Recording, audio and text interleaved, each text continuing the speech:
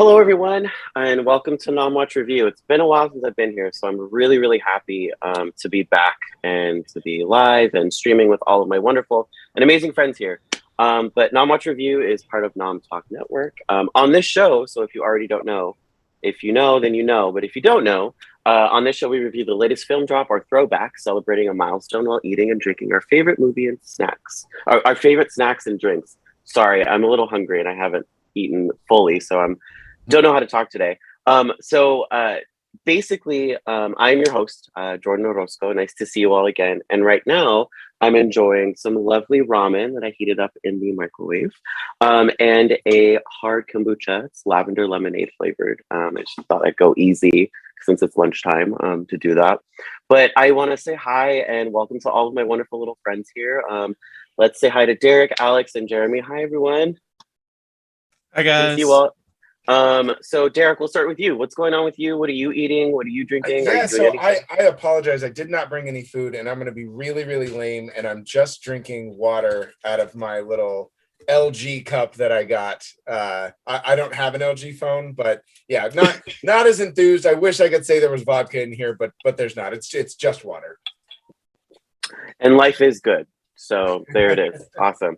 Alex, how are you? What's going on? What are you doing? Really good. I've just got some coffee, a iced white mocha, and then also I have some rainbow goldfish here. Nice. That sounds very yummy. I want some goldfish now. That's all the way in my kitchen, and I don't want to leave the stream. Jeromy, hi. Good to see you Hi. again. What are you eating? What are you drinking? Sorry. I am drinking some peach juice. It is breakfast for me right now. So this is my breakfast start of the day. So cheers. Nice. By the way, it's 2 p.m. East Coast, or 2 p.m. Pacific Standard Time for everybody. Good morning. Good morning. Good morning, Jordan. Yeah, so I don't know if any of you that are watching the stream know what we're talking about based on our backgrounds, but today we are talking about the 1997 film Hercules, starring the wonderful and awesome Hercules, but also starring the wonderful voice talents and voiceovers of Danny DeVito. I just had it up, and now, here it goes. Tate Donovan, who, if you don't know who Tate Donovan is, those of you that are really big Friends fans, he was the one that Jennifer Aniston was clothing, and so he was in Friends. He's been in a lot of other films and a lot of other TV shows. So he actually played the voice of Hercules. Susan Egan, who did the voice for the wonderful and beautiful Meg. You also have James Woods playing Hades, right? Like the iconic James Woods doing an amazing job as Hades. And then obviously you have Danny DeVito as Phil, who is the trainer for Hercules, and Keith David, who played Apollo, and all these wonderful and amazing individuals who did the voices for this film. So watching this again, it was an amazing flashback. And I think for me, and we were sort of talking about this before we started the live stream, it definitely was a product. It wasn't a product of its time. I would say it was a little bit fast forward from in the late 90s, right? Because this was a film that introduced not only Greek mythology and some ideas that I would say as a kid that I wasn't necessarily used to, but you also saw a wonderful animated film that introduced people of color in Disney, right? I think Derrick, you were the one that was saying that it was most of this soundtrack is pure gospel, right? We had never had that before, right? Yeah. What was your initial start? What was your initial feeling while watching Hercules, and then sharing just a quick childhood memory. I actually, when I was oh my god, now I got to remember how old I was, but I think it was when they were first starting animation, because this film they pitched this movie in 92. This movie took 5 years for them to actually make, and it's one of the last vestiges of actual animation.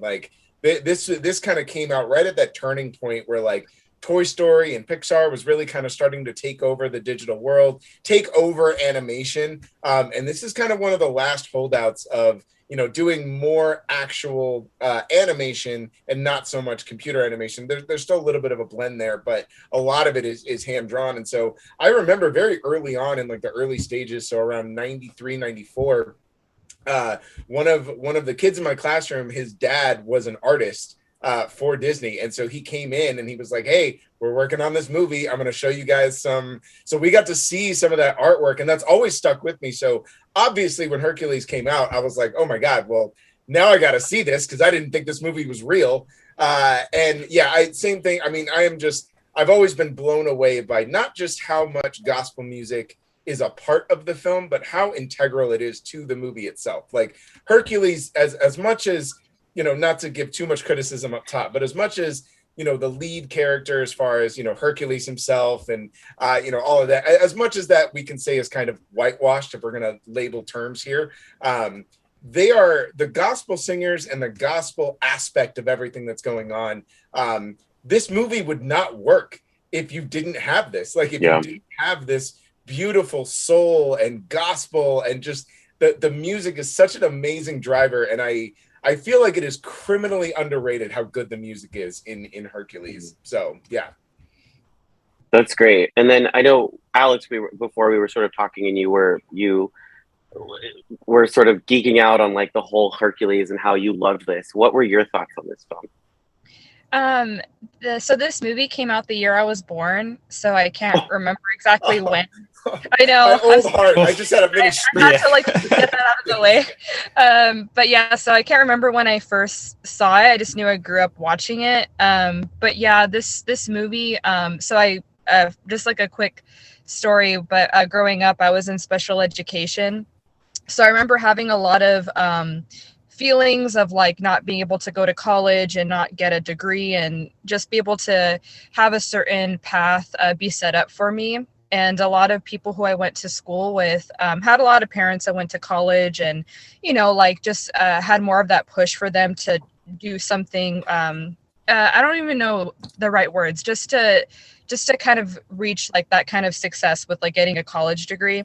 So when I saw this movie growing up, I remember just having that feeling of, because of the story, like how he loses his godly like powers and he has to start from scratch and earn his way.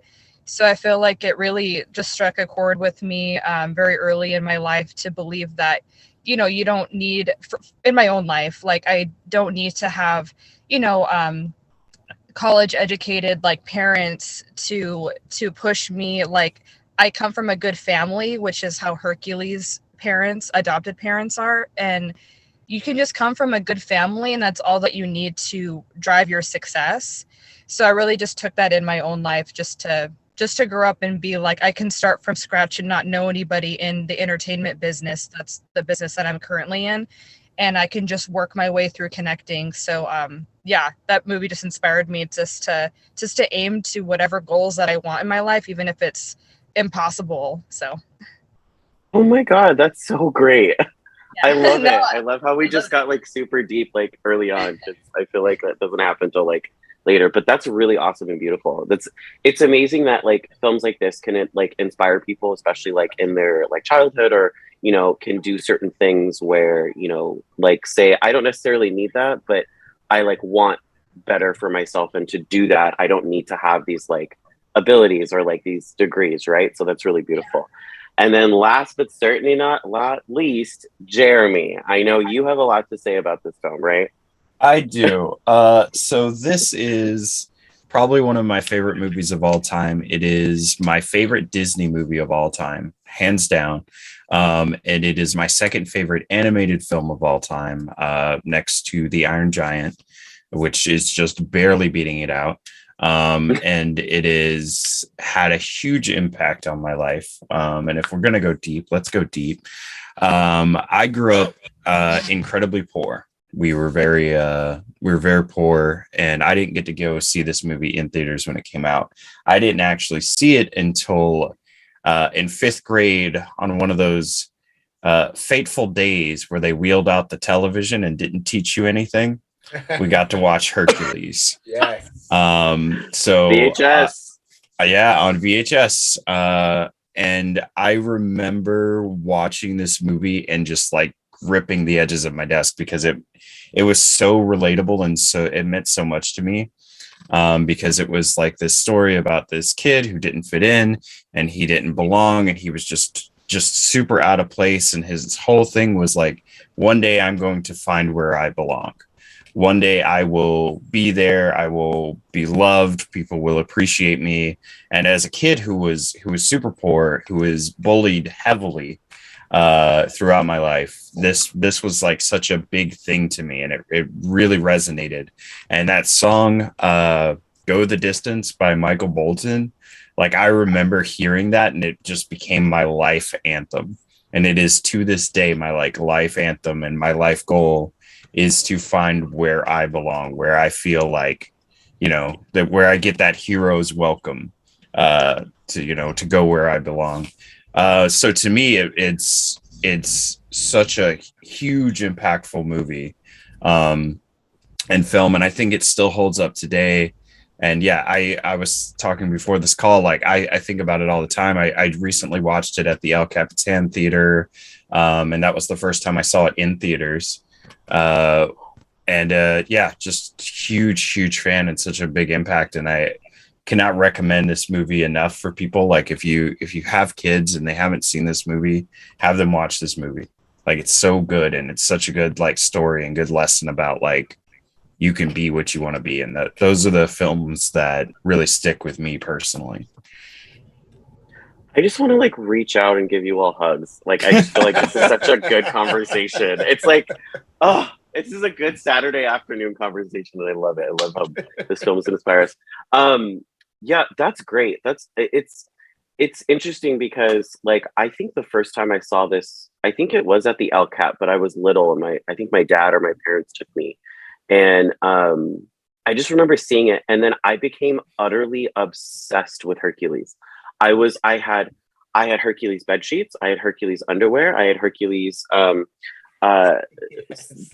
like everything I had was Hercules. And I just remember loving this movie so much. Oh, and the thing that I have to show you all, I don't know if you remember, but way back when this film came out, McDonald's was selling like the plates. I think I told you about this, Jeromy.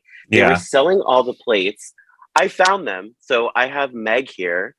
I have Pegasus here. Oh my gosh. And then I have the Muses.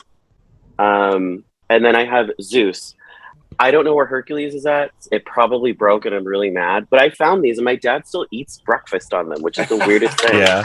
But they all have like little sayings on them. Like Meg says, "What's a nice boy like you doing on a plate like this?" And it's just, I found these, and I was like, I have to show them. Wait, what do they all say? Now I got now I'm curious. Now I want to know. Yeah. So Meg says that. Pegasus says, "Hold your horses, dinner's coming." The muses say, "Sing for your supper." And Zeus says, "Life is just a bowl of chariots." Yeah. So anyway, I thought this was really cute, and I wanted to show everybody. I love that so much. I love it so much. It's that's so amazing that not just that you have them, not just that you've kept them as like this memorial to this movie that like touched you and you absolutely love, but the fact that your dad still eats off of them is just, there couldn't be a better ending to a better story. Like I love that so much. I'm gonna buy a set now, and they will be like the fine china of my house. Yeah, I know. Only the fanciest of guests get hold your horses dinners coming. Fancy dinner party only. We're breaking out the good china, guys. Yeah. I know. As a wonderful baby gay, like of course I was obsessed with Megret. So it's the plate that's most used. You can't really see it, but there's like scratch marks everywhere. Yeah. Like I was obsessed with her because she was just, I don't know why, she just was, She's an icon. But yeah, she's a vibe. She's for sure a vibe. No, she really is. She really is.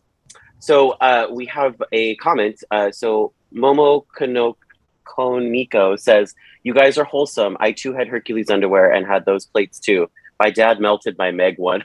I know. Oh my God, I think that's what happened to Hercules. Now that I remember, there was like a hole in it, and then my dad just threw it away. But I'm like, why would you put this in the microwave? You're supposed to put it in the microwave. Yeah, so I think that's what happened. Wow, that was some childhood trauma that I definitely put in the back of my head. Anyway, poor loss of his Hercules plate. No, I don't have the complete set. Okay, Dad killed Hercules. He did. So on this show, we rate things by popcorn buckets, and Sometimes they're themed. Oh my god, it'd be awesome if they were lightning bolts. But let's give our ratings for this movie. How many popcorn buckets would we give? Let's start with Jeromy. So if you've seen me on Nom Talk before, you know that I'm usually very critical of things. So this is the first perfect score I'm giving anything. And I rethought about it in my head, and I've rewatched it recently. I have trouble finding major flaws with the film, outside of it's not accurate to mythology, which I don't see as necessarily a bad thing because the mythology gets pretty dark. I think yeah, this is my first perfect score, so I give it 5 popcorns buckets out of 5. Nice. And Alex, what would you say? How would you rate this? I would give it a 5 out of 5. It's my second 5 out of 5 rating, along with ET. Nice. Oh my gosh, I need to watch that. Yeah. I watched ET in a very long time. I know, it's been forever. And Derrick, what about you, my friend?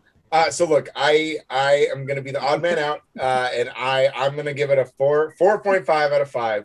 I have a very hard time giving anything a perfect score, regardless of how much I love it. So I don't want that to be an indication of anything that says, I don't love this movie, because I absolutely do. And this movie is just simply wonderful, and I absolutely adore it. But yeah, I'm gonna go 4.5 out of 5. Today's the day, Derrick. Today's the day we fight. It's been a long time coming. It's been a long time coming. I kind of want to see you both on your I want to do a battle of versus thing and see you both go at it at another film. That'd be so awesome. I also am going to join Derrick and say 4.5 out of 5 because it's really it is difficult for me to give it a perfect two score. Hands. All right, I'll fight both of you. No, and I mean but like I said, this was definitely one of the better Disney movies that came out of this era. I think, especially now that Disney's now just trying to catch up and be PC with everything. This was a film that I think it's almost a hidden gem. Do you know what I mean? Everybody saw it, but people, I don't remember talking to anybody that absolutely hates this film. There's nobody that they're oh my god, that was a really good film. And you're right, it's mythologically inaccurate, the mythology is inaccurate, but you're right, it was digestible for me as a kid, and I was oh, this is cute, oh, this is awesome, oh, family wholesome fun, right? The inaccuracies are a pretty typical staple of Disney interpreting things, right? But I also think they have early work is all just turning horrific fairy tales into wonderful children's stories. So my issues aren't even that. And I was doing a little bit of research, and I was pretty surprised at how many critics don't like this movie. It didn't do well at the box office, and a lot of the notable critics, they trashed the animation. They said the music was forgettable, which I don't know what they were listening to. I don't know if they just put it on mute when people started singing. But yeah, I was dumbfounded because the only reason I didn't give it a 5 out of 5 is really just because I don't typically give movies 5 out of 5. I don't really know that there's a lot to knock on it, and I don't agree. I think the animation still holds up to this day. I think it's a beautifully scored film. I think the music, I was reading one of the reviews that said you have to listen to Go the Distance multiple times before it takes, and I was like, no, that's not true.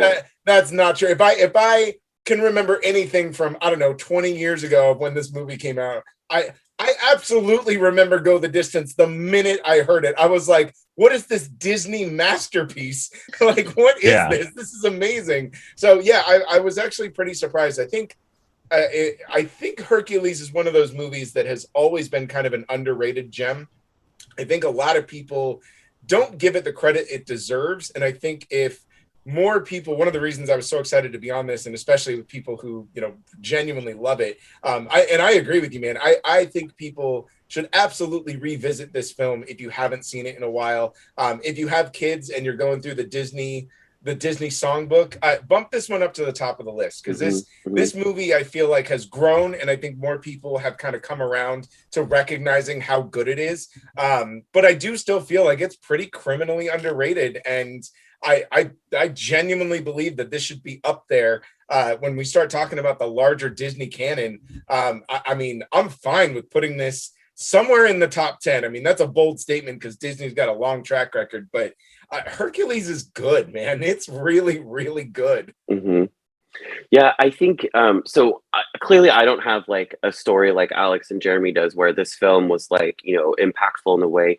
I think for me, like, so let's talk about the film, just like different aspects of the film.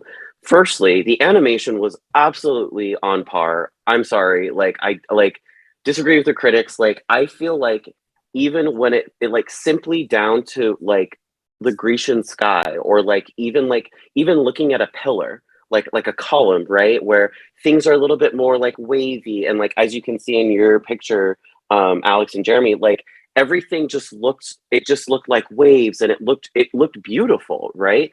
I think it, for me, when I was a kid, it symbolized like Greek mythology. Like if I were thinking about Mount Olympus, of course it's sitting on clouds, and then of course it looks like sort of regal, but also it makes sense to me, like, and it was digestible for me as a kid. And then when you go to like the underworld, right, it still had that same aspect to it, right, where you know, it sort of, it came alive to me, if that makes sense. I know it wasn't, but it like things were just, I don't know, it just, they looked alive when I saw it, and the colors and everything that was just involved in it was really great. But I mean, as you can see too with like the muses, like in my background, like they're wavy, they're curvy because on like Greek pots that they found, right, that archaeologists found, like that's what it looked like, right? And so the animators did that. They did that and brought it to life, which I think was beautiful. What did everybody think about the animation in general? Like, you know, this, keep in mind this is in the late 90s, right? So animation wise, like I watch more animation than I watch anything. I don't even watch a lot of live television or anything like that. I'm just really big into animation. It's always been a huge passion of mine. And Derrick touched on it a little bit before the call, where this was kind of in that era where we were in between traditional animation and where we were in between digital animation. And we see a lot of that mix in there. And I think another movie that deserves mention in this regard that had beautiful animation that was critically underrated is Treasure Planet. That's another film where the animation was just phenomenal, but at the time, like it didn't hold well with people. You look at the animation from a design standpoint, and like you said, everything has flow, everything has like curves, but that translates over to even when the Titans are attacking and they're using their unique abilities, like the lava breath and the ice breath, and you see that beautifully rendered animation. And for the time, it's phenomenal, and it still holds up today. Like it still looks like a painting when you freeze a scene in that film. And they did on your muses, you can see that they have like a hard line around them, and that's a darker like red line. So they used, instead of like a traditional like black line to outline a lot of things, they did something that was done differently and probably wasn't redone again until Gendy Tarkovsky did it in Samurai Jack, where instead of just using traditional black outlines for things, they would use a colored outline, and this would make it pop and stand out and look a little bit more like a painting. And then you look at all the designs for the gods, they all have unique looks. Even the muses each has a unique look and characteristic to their personality. So I want to find these critics, and I just want to talk to them. Derrick, if you can give me some names to these critics, I want to have a conversation. I just want to need a name and an address, and I'm going to go talk to them. We're just going to, you know. To be real with you, I'm on your side in this one. I do not understand. I mean, the only thing I can chalk it up to is they just didn't fully understand what was happening, right? Because, you know, we talked about it existing in this kind of strange transitional period, and they really did kind of push the limits of what you could do at the time. And I think some of that backlash is them just not knowing what to do with it, because it's not traditional art, but it's also not what they thought the future was going to be. It's this, you know, amalgamation of both. And they were just kind of like, well, we don't get it, so it's not good. Like that's the only reason I can think of it in those terms. And I love what you said about, and you too, of just it is truly a painting come to life. They're not trying to make the painting into a realistic telling, right? That's why nobody has realistic proportions. Everything is glossy. There's all these bright colors. All the palettes are, but you're right. They're literally creating the art directly off of the art archaeology that they have, and the paintings and the pottery and all of that, and they're bringing that to life and then telling this beautiful fantasy story instead of trying to recreate it in some kind of animated, realistic way. And I think that's something that has always stood out to me. With the muses, all of them being defined in so many different ways, and like, yeah, sure, none of them are proportional in any way, shape, or form, but like, yeah, they're based off of pottery painting. Like they're supposed to be that way. They literally jump off the pottery in the beginning of the film, and like they turn the art to life. And I just think it's absolutely gorgeous. And I love this animation style, and I agree. I think it absolutely still holds up. And I didn't know that about the red, the kind of different color outlining. And now that you've said it, I'm remembering the movie, and I'm like, yeah, no, that stuff pops more than most other stuff. It really does. Yeah, you can look at it. And again, this is a style that Gendy Tarkovsky did it in Samurai Jack, and at the time everybody was like so cutting edge, but you actually saw it first in like really Hercules as far as a mainstream thing goes. Like instead of traditional black outlines, which is like how they did Aladdin, how they did Lion King, you got these colored outlines. So instead of having like a black outline that like made them look like a character, there were like browns and reds and different colors. Like on the Hydra, there's like blue outlines that give him his shape versus like traditional hard black lines. Yeah. So we just have some comments, and then I want to hear from Alex really quick. Q Ball, I think that's Q. Hi Q. I would rate this movie 5 out of 5, and I do agree with Derrick on the animation and the story, and the movie still holds up. Momo Koniko says, fun fact, the Muses were the first named black characters in a Disney film.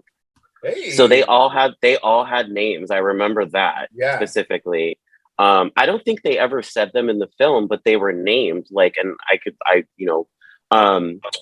but yeah, that's really good to know. And I think that goes back to the, what I said earlier, where it was like, I think this is the first film where I was like, oh, there's black people that exist in the Disney universe. Great. Do you know what I mean? And then it was like, but they exist so it was one of those things. And then on top of that, they were gospel, they sang really well, and the voices and the music. It was just absolutely amazing. Alex, what did you think about the animation? Oh, going off like exactly support what you guys are saying. I just feel like the aesthetics are amazing because of all the highlights and the shadows that go on during no matter what time of day it is. I rewatched it today, and I just thought like not half of the movie, but a lot of parts of the movie, the sun's always setting or rising. So there's just a lot of like oranges, like what do you call it? The golden hour. Like, I know that the film that they film, I forget who it is. It's with but it's a real film that they actually film it during golden hour. So like it's only like 30 minutes or 20 minutes, and that I remember being a pain hearing about it. I forget what the movie is, but anyways, just golden hour is such a beautiful aesthetic to have, just to be able to know it's a new day, and also just the gods, and then when Hercules becomes a god, like they glow. Just that, I know the string, it just glows, and there's just something about like glow in the dark, or just kind of aesthetic that I just kind of everyone's really fascinated by. But then also the use of stars, I just feel like they use the nighttime really well. I feel like that's all that. Well, there's a lot of stuff, but yeah, no, I just feel like the aesthetic is amazing. But quick question though, something I read online. It says, is Hercules and Ariel related? Is that like a normal thing everyone's already thought about? So that's like a weird, like, what is that called? Like a not a theory, but what is that? I was going to say a conspiracy theory. No. So it's like deep. It's like if you go into a deep dive of like Disney. I forgot what it's called. Like, I did something, but like, yeah, it's like basically basically there's Jeromy, you can probably explain this better than I can. So But I don't know the. Oh, sorry. I don't know the word it's that like you're a looking huge for. canon. No, Yeah. not I gave up. I'm my brain is fried. But it's basically like a canon of things where like there's one where it's like the ship that Anna and Elsa's parents, the ship that like sank is like their Tarzan's parents. Yeah. But then there's another one where Ariel and Hercules are related. Head canon. Yeah. Oh, the head canon. Okay. Thank you, Warhead. Yeah. And I can't remember what specifically, but it's basically they're related in some way based off of the canon from The Little Mermaid to Hercules in some way. I don't remember what the story is. That's wild. Yeah, so it's insane. So for this film, and I was going to talk about this, this is one of the few films where you see legitimate crossover that's not just headcanon. Yeah. In the scene where he is posing for the painting, he's wearing Scar from The Lion King as his as the lion mane, and Hercules did famously wear a lion. It was I don't remember. It begins with an M. The Lion of something was one of the lion. It was one of his tasks that he had to do in Greek mythology. Was he had to slay this unkillable lion, and then so I for think that it's Messine scene or something like that. Yeah, Lion of Messine. For that scene, it was Scar, the Nemean lion. Thank you, the Nemean lion. So for that scene, it was Scar. So that was our first legitimate, and this was something that they hadn't done in the films before, where they were referencing another Disney movie. I remember the first time I caught it, and I had to do I had to check myself and make sure that I actually did see Scar, because he's wearing it, and I'm like, oh, that looks familiar, and then it really, when he takes it off, it's clearly Scar in with nothing in it. It's just the face of Scar. And I remember when I first saw it, I was like, no, I just think all lions look the same. It is. Oh my god! I just it totally is. Yeah, they're showing it on the screen. But yeah, it's Scar. Wow. So that one is not headcanon. That one's like an official thing. But as far as them being connected to Alex's question, people do try to connect them throughout the Disney universe. Little Mermaid takes place off the coast of France, whereas this is obviously in Greece. But I think there was some mention of one of the boats that he was on or something was supposed to be connected. It's one of the crashed boats in her little underwater area. But there's not a huge connection. It's loose. Yeah. And then in Momo just brought it up. In mythology, Poseidon is Triton's father, and Zeus and Poseidon are brothers. Could be related that way. But if we're going by that, the original story of The Little Mermaid, as Derrick alluded to earlier, was a lot darker and a lot more terrible. Momo said Gerald Scarfe was the character designer in Hercules. He also did the animated sections of Pink Floyd's The Wall. I didn't know that. Way. Yeah, I didn't know that either. Yeah. Well, thank you, Momo. Oh my gosh, giving us some facts. Yeah. So the animation is beautiful. The voiceover acting is phenomenal. I mean, you have these people that gave life to these characters, right? Susan Egan, who did Meg, I remember that voice very specifically because it's it changes often, when she's trying to seduce Hercules, but then also when she becomes very vulnerable, it changes, right? And just that was beautiful. The different voices of Hercules, right? You have young Hercules, who is on screen for a really good amount of time before he becomes, adult Hercules, and the voice actors for young Hercules were really great, right? And then you have Danny DeVito, who does Phil, the disgruntled trainer, who's I keep thinking of Kingdom Hearts because I'm replaying all the Kingdom Hearts and how he's in that. You have to go and do that. And then you have James Woods doing Hades, who I don't think this film would have been the same if it was another person doing Hades' voice. I don't know.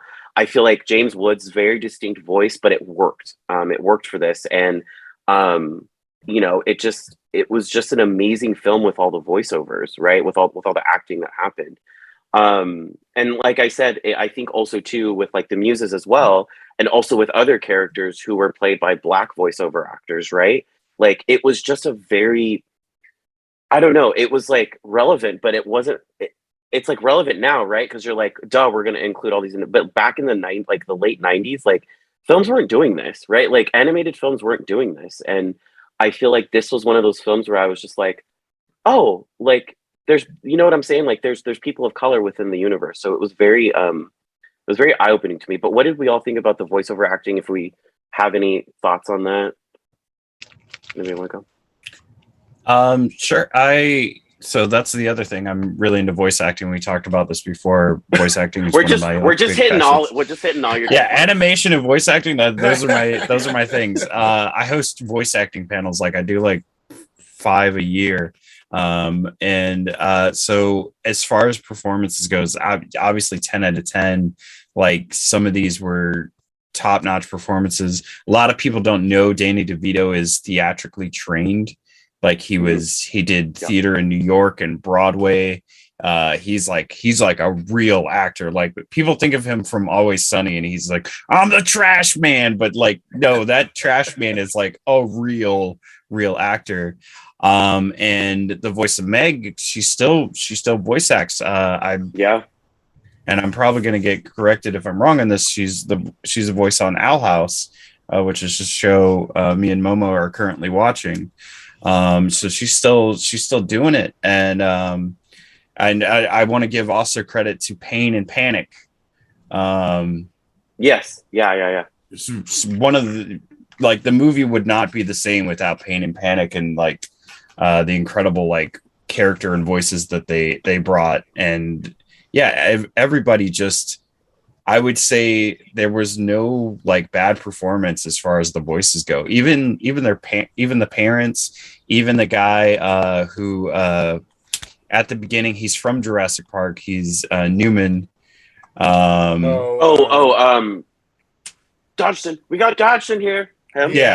Yeah, that guy he's the pot. I'm gonna kick myself. He owns the pot shop. He's in this.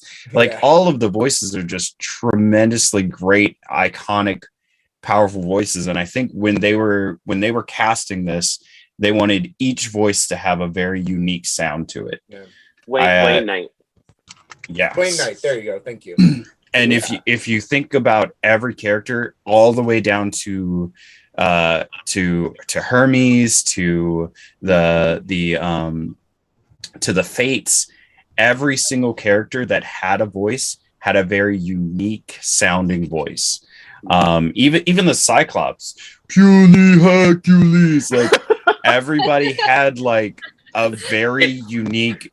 Even the River Guardian, everybody had a unique sounding voice. And in voice acting, like there are a lot of people who get jobs based on just their voice. And this was a cast of people who could do that because everybody had a unique sounding voice. And I think, and then like great performances all around. But like you have to acknowledge like part of the planning here was to give everybody a very unique sounding voice.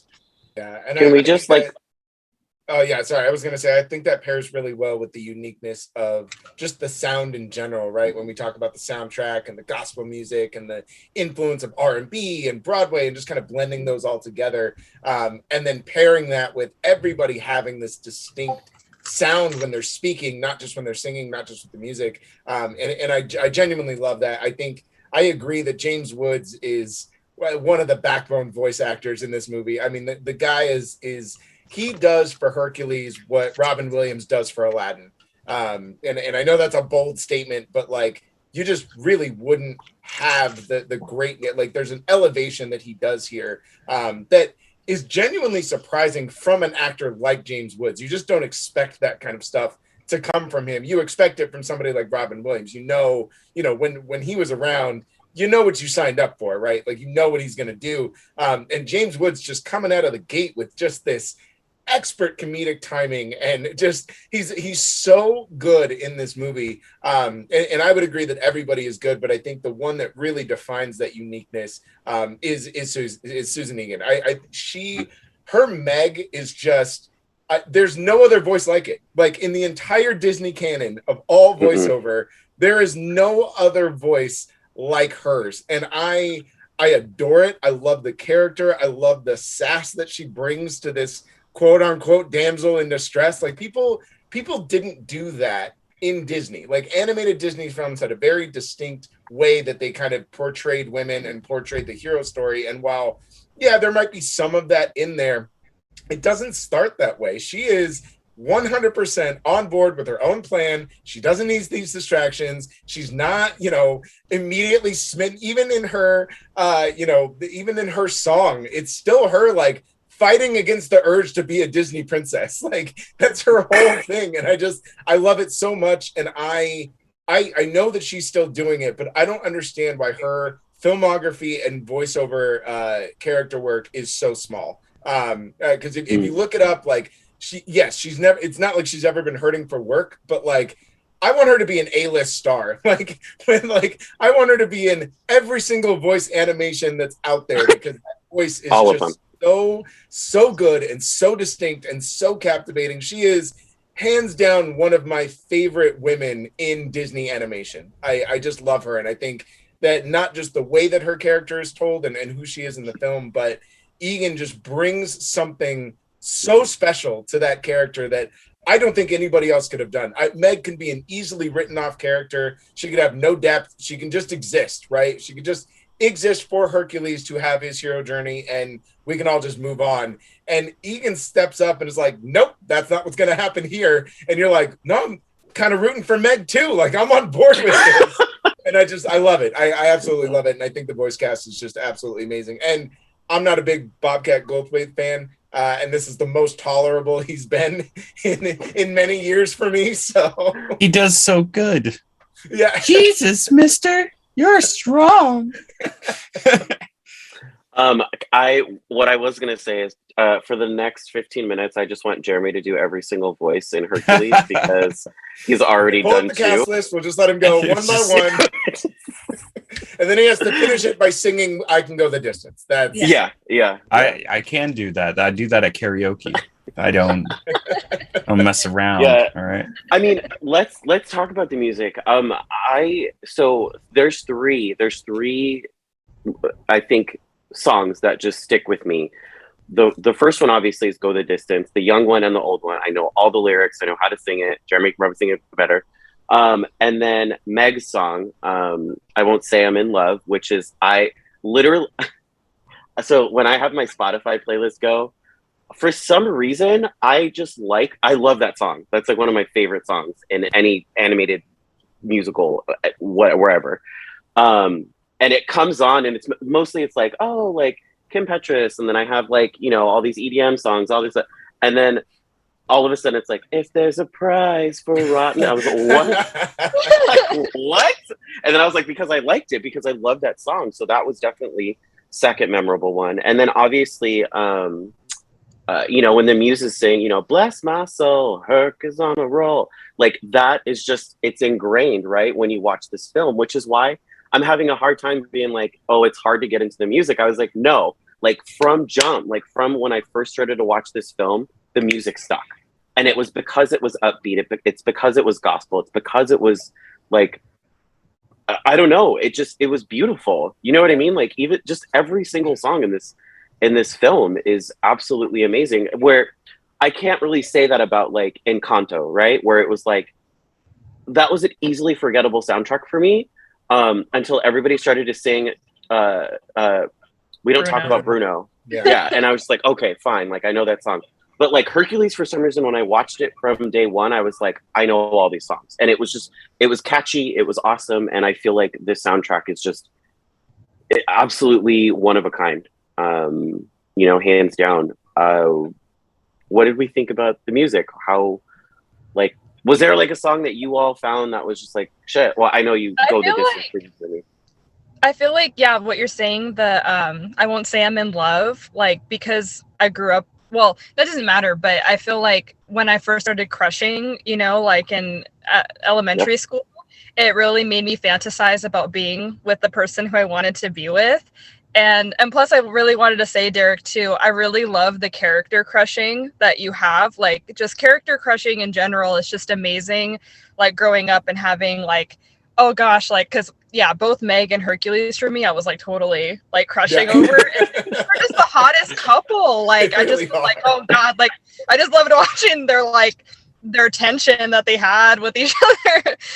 But yeah, definitely the falling in love one. And I also noticed, unless it's maybe just already noted, but in the I won't say I'm in love, when the Gospels, like when they have their heads on statues, is that a reference to Haunted Mansion, like the ride, like the statue heads, or is that just like random? I think it was Random, or no, I think it was a reference to Haunted Mansion, because they did a lot of stuff of that where it's like even when they're like they're cute little animals and they're singing like it's Snow White, like they do a lot of references, and the movie was super self-aware. So yeah, I think it was a Haunted Mansion reference, and that could be headcanon or like official, but I think it was. I want to say, no, go ahead. Oh, that was my favorite song. That's all. Yeah, I want to say, and I could be wrong, so somebody please fact check me. I want to say like this was probably one of the first films where they started to do references to other Disney films, because I don't remember like a lot in like, like Snow White, Sleeping Beauty, Little Mermaid. I mean, there's here and there, but I feel like Hercules did a lot of like homage to a lot of films that had already been released, or at least things in Disney that had already been, like that established, right? And that kind of did that. I think the only one that, oh, sorry. No, go ahead. I was going to say the only one I think that even comes close is like Aladdin, and that's mostly like the scene where Genie's like, "I'm going to Disney World," and he's got on a goofy hat. But that wasn't in the script. That was just Robin Williams. That was Robin Williams. So that I wouldn't say like they did that intentionally. They just had Robin Williams in the studio. So I think you're right. I don't think there's another film before this that went in so hard with the references. And we talk about Frozen as one of the first films to challenge that princess norm of you can't just fall in love with somebody. But Derrick said it, like she was like Jordyn said it, like she didn't want to be in love. She didn't want to be that stereotypical Disney princess. She wanted to like be her own woman. Sorry, we got off the subject of the music. No. This is great. This is great. Yeah. Yeah, no. So for me, "Go the Distance" is obviously one of those songs that just, it's resonated with me my whole life. It's I did choir all throughout my high school years and college, and anytime I ever had to pick an audition song, if this was the one that I could do, on it, give me 16 bars, let's go, because it's just such an amazing song, and not even just with its message and what it does, but just the way that it builds, and just that I'm a very when it comes to music, I love melody. Melody is like one of my favorite things. I'm about like infectious sounds of melodic tones, which is, it's why I absolutely adore cheesy pop. You want to talk about infectious melody, they nail that. And I think that "Go the Distance" just has that. Like, it has everything you want from a Disney song, but it also is just the way it builds, and when it gets to the crescendo and it explodes, and you're just like, every emotion you have just like erupts inside of you when it gets there. And I just absolutely love that. So that's at the top. I love most of the songs. I won't say I'm in love. I think it's fantastic. I like "Zero to Hero." I think that's just such a great song. And actually, I love when they take us to church in that song, and they just break it down, and they just do the "Who put the G in Gladiator." I love that. I just love that. Like, it just makes you want to stand up and like get the Holy Ghost and just start clapping. It's so great.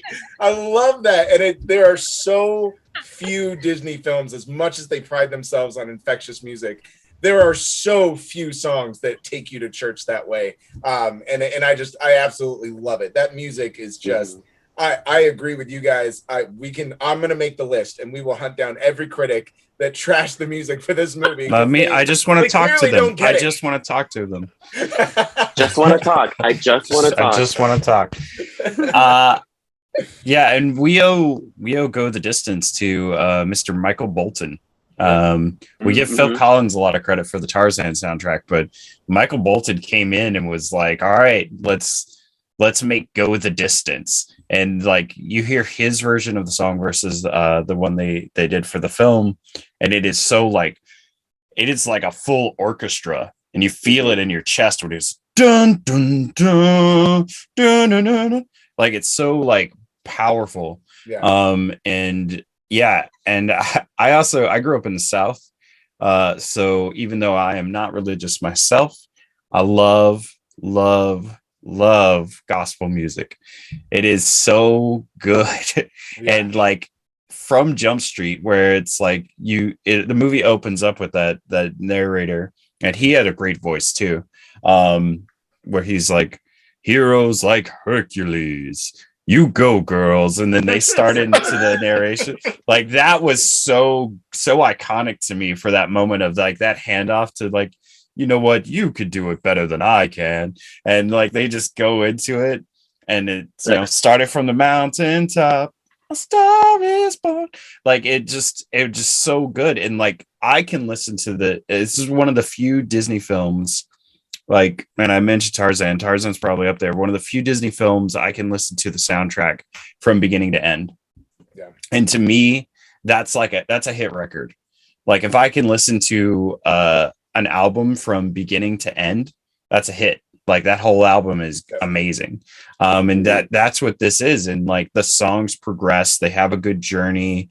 And I like the gospel. I like I Won't Say I'm in Love, which is done in a classic doo-wop style, which I thought was incredible.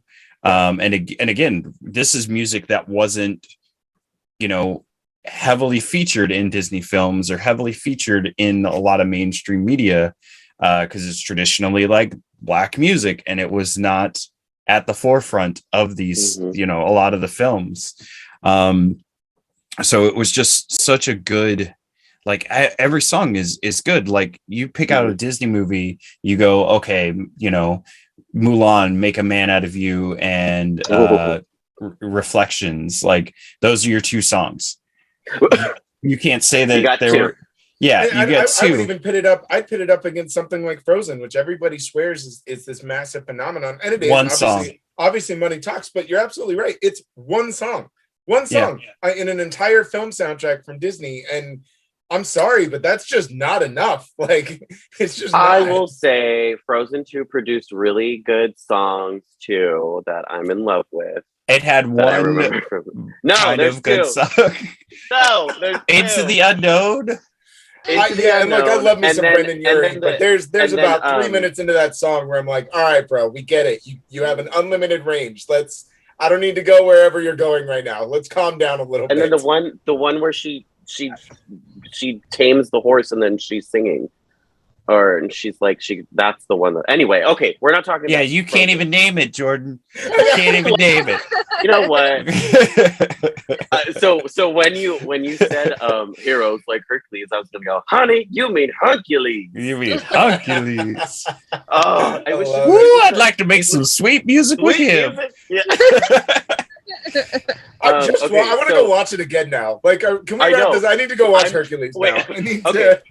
Let's my whole day's changed. I'm literally gonna listen to this. On. I'm literally gonna listen to this song. Last but not least, we got Q saying, cue ball to Jeromy. I was raised around gospel and bluegrass and traditional country from my grandmother, my dad's mother.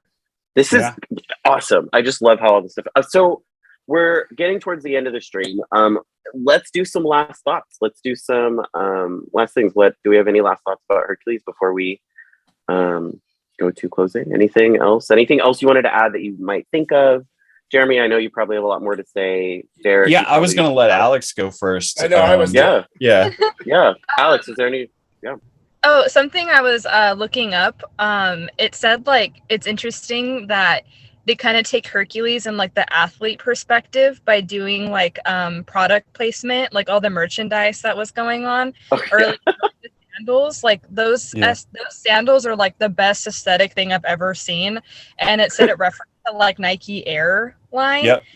So I just thought that was really cool. And yeah, just in general, I really love this movie. I'm definitely going to show my kids one day this movie.